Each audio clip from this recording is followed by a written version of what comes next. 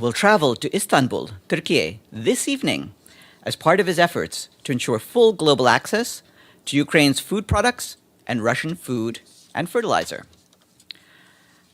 The Special Envoy for Yemen, Hans Grundberg, has intensified his engagements with the parties to support the implementation of all elements of the truce and to explore possibilities for an expanded and extended truce beyond the 2nd of August. He said that an extended and expanded truce will increase the benefits to the Yemeni people. It will also provide a platform to build more confidence between the parties and start serious discussions on economic priorities, particularly on revenues and salaries, as well as security priorities, including a ceasefire. Ultimately, he added, the aim is to move towards a political settlement that comprehensively ends the conflict. He said that the truce has largely held for almost 4 months, marking the longest period of relative calm in more than 7 years, and a significant decrease in the number of civilian casualties. Both sides have nevertheless raised concerns about alleged violations and incidents across multiple front lines. There are more details in a press release. Joanna Vernetska, the UN Special Coordinator for Lebanon, briefed the Security Council in person this morning in close consultations on the Secretary General's latest report on that country. Meanwhile, a new report from UNICEF warns that although Lebanon has managed to stave off a total collapse of its water infrastructure, water supply systems remain on the brink, putting the health of millions of people, particularly children, at risk. In the report, UNICEF says that prospects for a solution will remain bleak while the power crisis continues, as electricity shortages make it impossible to pump sufficient water, and in some cases cause pumping operations to shut down completely. In Sri Lanka, our UN team, led by resident coordinator Hana Singar-Hamdi, is responding to the needs of millions of people impacted by the ongoing economic crisis. Ms. Singar-Hamdi also acknowledged the constitutional transfer of power to a new president. She called on all stakeholders to engage in broad and inclusive consultations to resolve the current economic crisis and the grievances of the people. She noted that a peaceful and stable Sri Lanka will require dialogue, full respect for democracy, human rights, and the rule of law, including respect for freedom of assembly and expression. The situation in the country continues to deteriorate, with over 70% of households either losing their source of income or having their income reduced. In June, food inflation stood at 80%.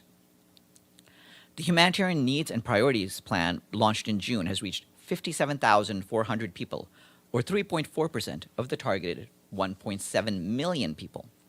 However, fuel shortages in Sri Lanka are a major operational constraint for the humanitarian response. Also, an estimated 960,000 people are in need of protection services.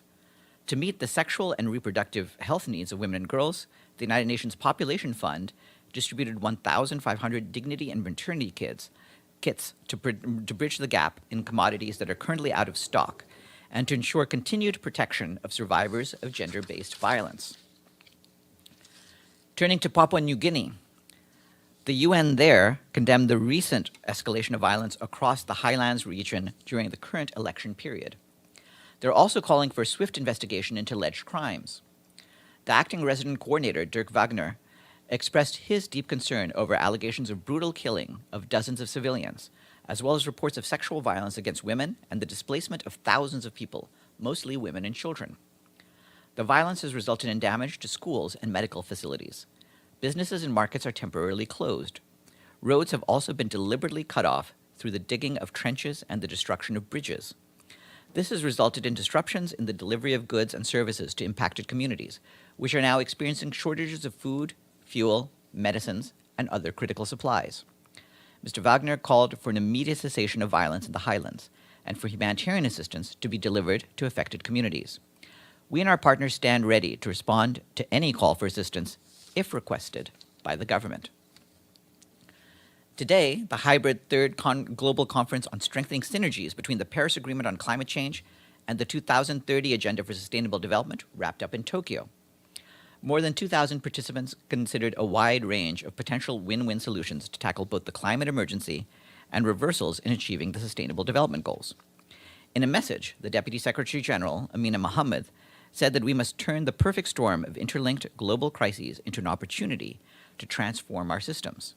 She stressed that we must come together to rescue the Sustainable Development Goals and the Paris Goals before it is too late.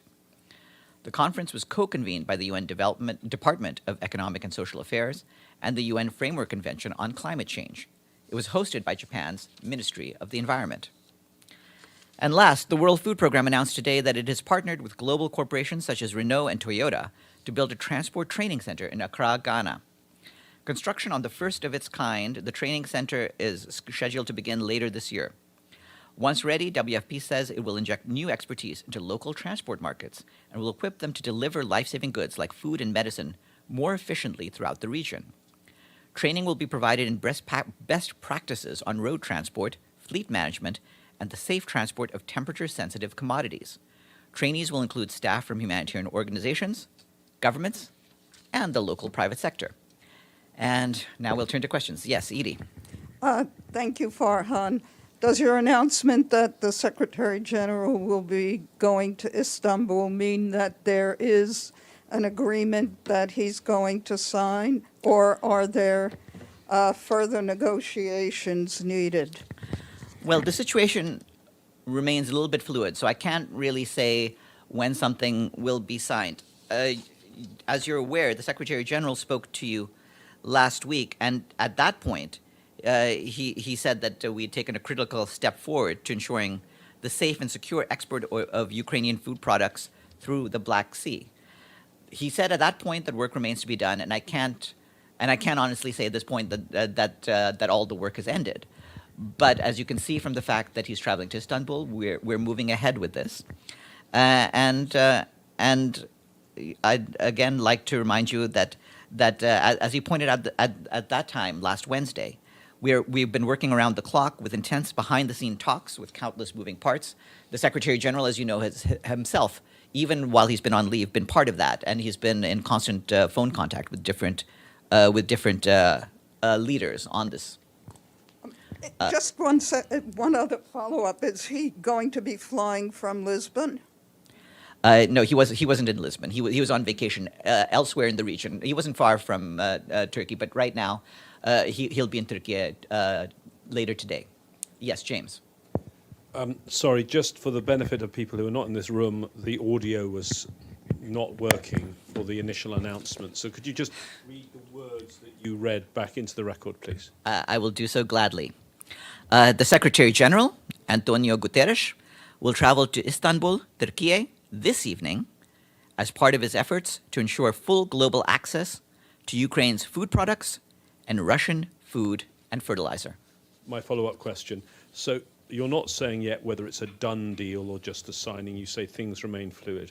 Just remind us how important this is and what is at stake with regard to this deal. What we're trying to do is have an agreement that would allow for Ukrainian and Russian food and fertilizer to reach global markets.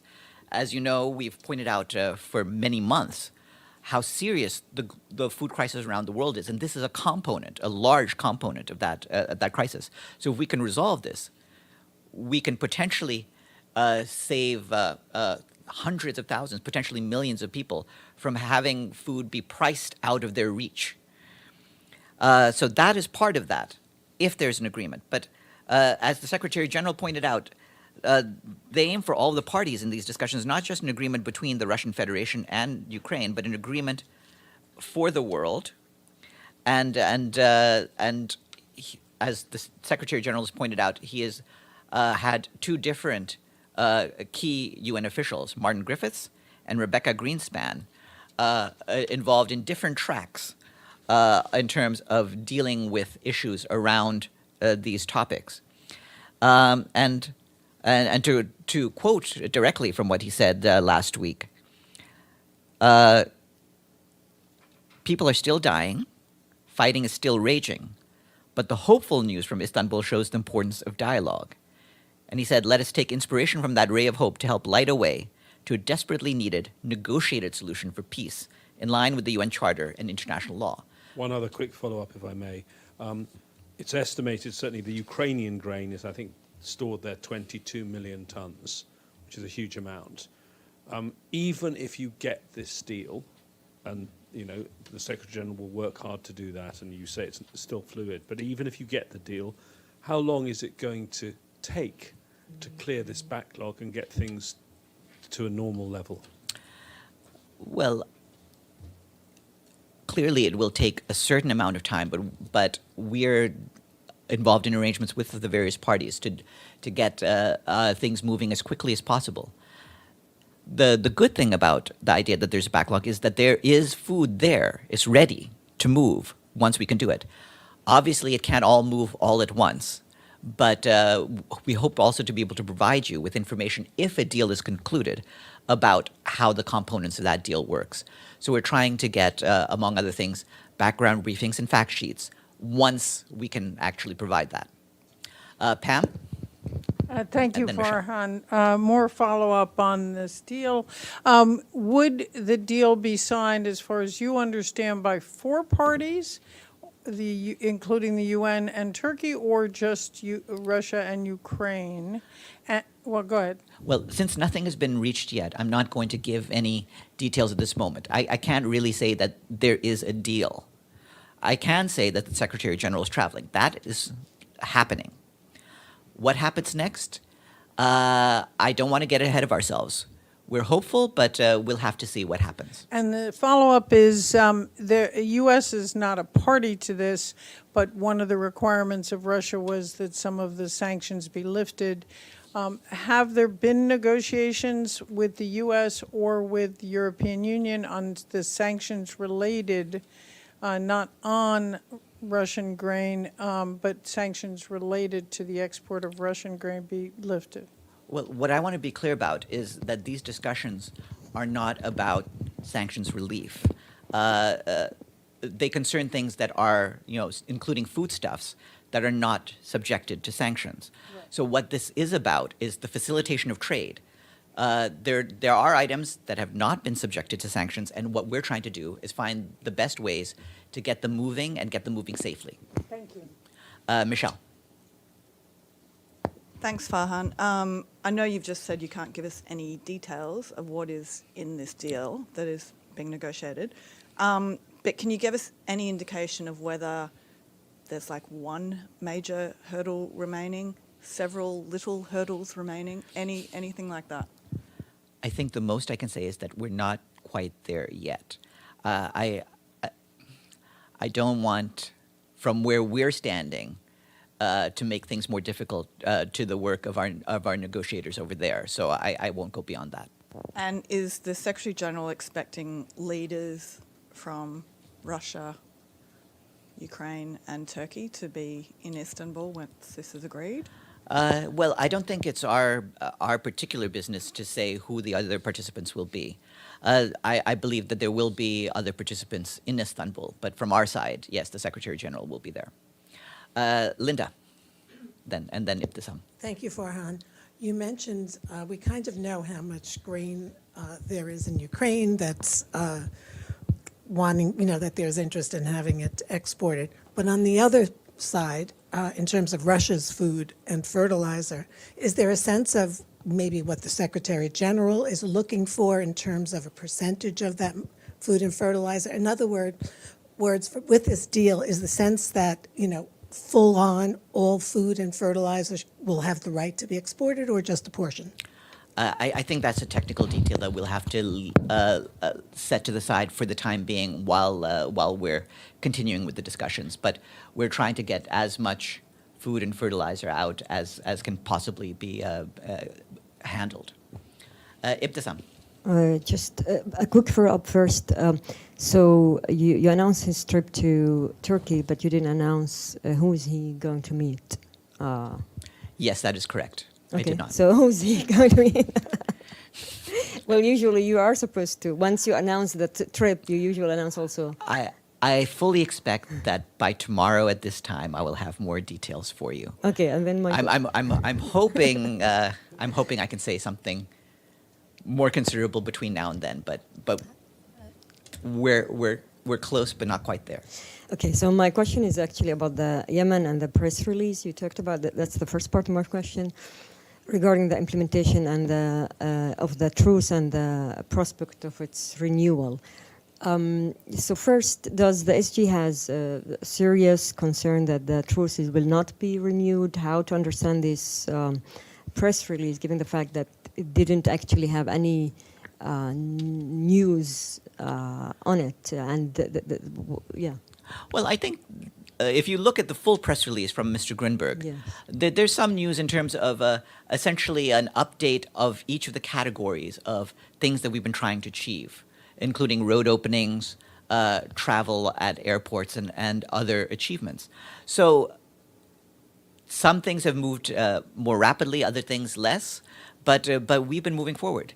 The important thing is throughout, you've had a truce that's held, you've had a dramatic decrease in violence. This is the most relief that the people of Yemen have had since this conflict started. And it's a huge relief for families across the country. So that is why we're pushing for a more extensive extension of the truce. I think we're moderately optimistic that we'll get an extension, but we're trying to see how much time we can get, and we want as much time as possible. I have another question also about Yemen, but a different subject. There was a study, the Institute of Development Studies published today a study about UN aid in Yemen. I don't know if you saw it, but so please bear with me because I have some quotes a little bit longer. The study says that UN human operation from 2015 to 2021 has saved lives, improved food security, and reduced malnutrition, but overall it is critical of aid that was of unacceptably poor quality. They talk about half-finished roads and badly built schools, IDBs without camps with no toilets. The reports also criticize what they call the bunkerization of the UN staff remaining in their offices due to what was assessed as excessive security measures, etc. And they didn't visit communities to oversee aid quality. And it's not only during COVID, but in other periods. The last part, I will quote the study also say that conclude due to the short-term planning and budget of the UN humanitarian emergencies responses, poor oversight and poor coordination between UN agencies, the unprecedented funding spent since 2015 kept Yemen on life support but has failed to make substantial improvement for lives of ordinary Yemenis. Do you have any comments? Yes. First off, you're correct that the report had both some bits of credit and some substantial bits of criticism of our work in Yemen. On the one hand, the report confirmed that our humanitarian response in Yemen has contributed to saving lives, reducing suffering, and preserving basic services. It recognized the impressive, unprecedented scale-up that occurred after 2015 and the enormous challenges of working in Yemen. At the same time, the report also identified a number of serious shortcomings, including response quality, data problems, inadequate field presence, and an insufficient focus on protection. So we're dedicated to working with our partners to resolving these issues and strengthening our response, and we appreciate the recent high-level discussions on addressing access and resource challenges in the Yemen response. For now, what our humanitarian country team in Yemen is doing is that they're currently reviewing the findings of this report now in detail. They will develop an implementation plan based on the findings, and work is already underway on several of the issues identified in the report, and we look forward to accelerating this process. And it's essential that we all work together to support the people of Yemen in their time of need. So we'll continue both reviewing this report and following up on it. Okay, I have a follow-up on that, on what you read. Why it takes more than 7 years, a lot of money that was put in there, and an external report that you come to a conclusion where when one talks with the UN staff on the ground, they were raising similar issues, but is there a gap between people who work on the ground, see the problems, and between the management at the UN here in New York or other places that you're not listening to what your people, what your staff sometimes on the ground would say? Well, you have to first of all remember a huge amount of need among people in Yemen. The caseload we've had in Yemen is one of our largest. It's almost unimaginable how many millions of people year after year have needed UN assistance. And so a lot of our humanitarian operations were devoted to making sure that, that we could deal with those immense needs in real time. At the same time, you're correct that we were aware of deficiencies, which is why it's important to have this sort of independent review, analyze what the flaws are, what the problems were in our response. So now we can set about improving those flaws and actually having a more efficient and more effective response. That's what our end goal is. And this is part of that process of improving what we do. Carrie Newton, online, you have a question.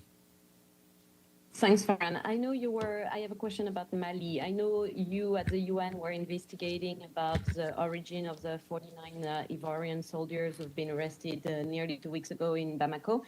Do you have a bit more information by now? Do you know if they are NSC from another contingent? Are they still not appearing under the NSC panel, etc.? I don't have anything to add to what we've said about that situation. We are continuing to look into the matter, but there's no new details to share just yet. Maggie Bashir.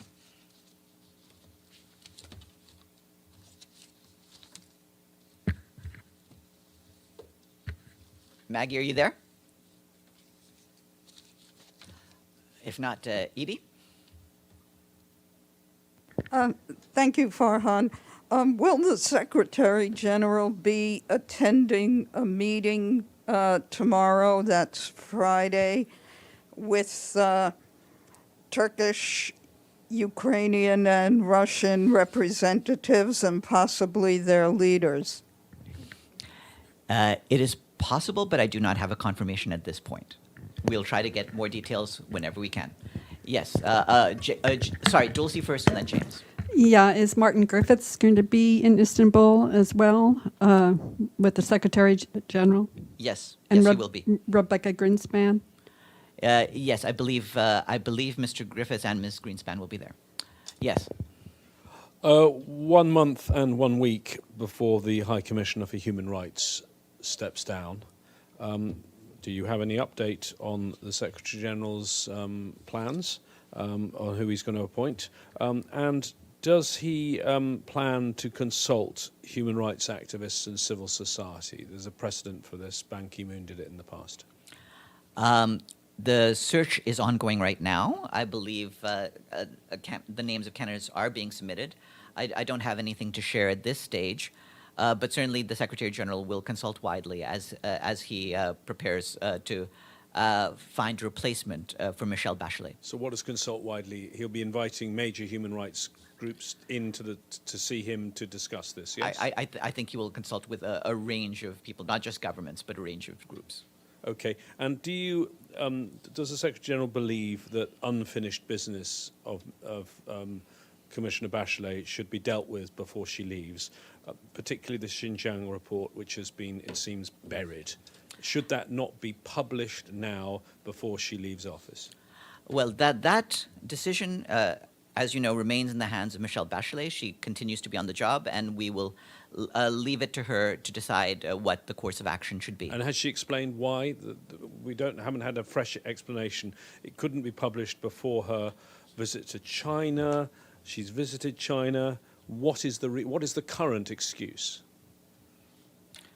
I can't speak for Ms. Bachelet. She does have her own spokespeople on this, but she's been very clear about her intentions to publish this report, and we will await her decision.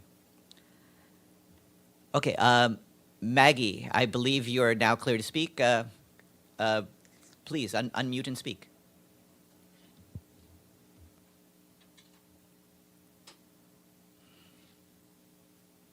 Sorry, hi. Sorry, I had to get back to that page on the screen. You answered about Griffiths and Greenspan, but could you just tell us, I mean, he's going to Turkey, so can you at least just tell us if he's meeting with Erdogan? I can't at this stage. We'll try to get a full list of people with whom he meets. As you know, when he comes to a country, he tends to meet with their most senior officials, but beyond that, I have nothing to confirm at this point. Yes, please. Thank you. A short one. Are you going to announce the arrival of the Secretary General in Istanbul? Yes, he will be getting there today. I said at the start of the briefing. I know that some audio Sorry, cut out. he's but, already here. He's already in Turkey? No. I'm no, sorry. I believe he's traveling. I can't confirm he's there yet, but he will be there today. And will you announce the arrival already? The specific time of arrival? No. But After he arrived. Put it this way. I believe it is now 7:30 in the evening in Turkey. It will be sometime in the coming hours. Okay, thanks. And with that, I would like to bring up to the floor Paulina Kubiak, the spokesperson for the President of the General Assembly. Thank you. Yeah.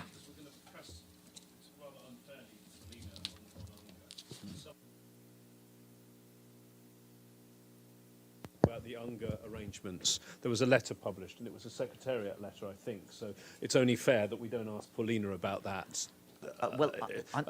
A letter published giving details of the UNGA arrangements for the high-level week, which was a secretariat decision, as I understand it, and no major side events, wear masks, take precautions, but basically a normal UNGA.